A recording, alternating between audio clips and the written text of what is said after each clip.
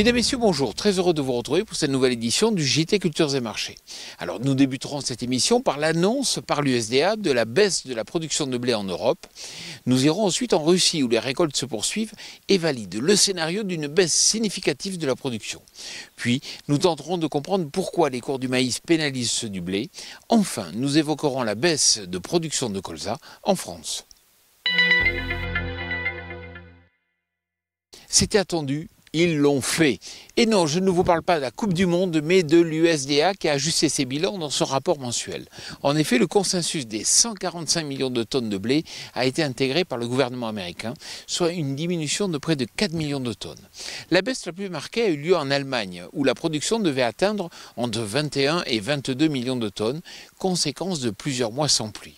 En France, l'USDA semble encore trop optimiste sur le niveau de production. En effet, c'est 36,7 millions de tonnes de blé tendre qui pourraient être récoltées, selon eux, contre 36 millions de tonnes pour le ministère de l'Agriculture et 35 millions de tonnes pour les opérateurs locaux. Une chose est sûre, le cru 2018 s'annonce bon en termes de qualité. Acteur incontournable du marché des grains, la Russie reste au cœur des interrogations.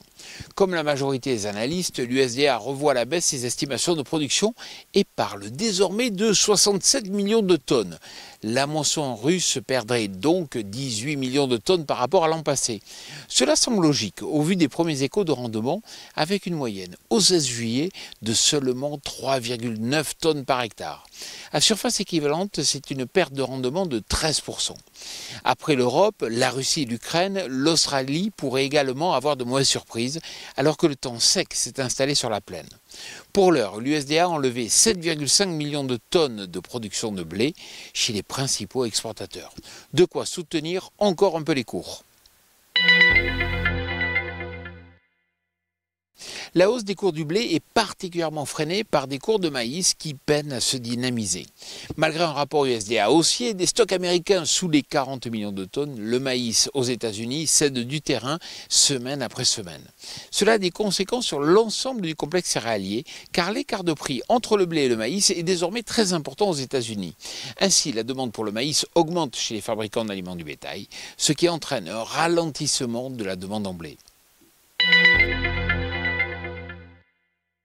4,6 millions de tonnes, c'est l'estimation de production de colza en France par le ministère de l'Agriculture. Malgré l'augmentation des surfaces cette année, la production pourrait donc s'afficher au plus bas depuis 5 ans. En cause, des rendements décevants dans bon nombre de régions. C'est la même chose en Allemagne, où l'association des coopératives parle d'une production autour de 3,6 millions de tonnes. Les disponibilités européennes vont donc être en retrait par rapport aux années précédentes. Reste désormais à attendre le retour de la demande qui souffre toujours de la réglementation sur le biodiesel argentin.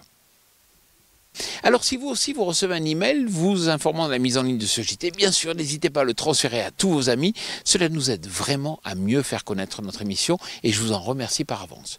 Je vous souhaite une excellente semaine.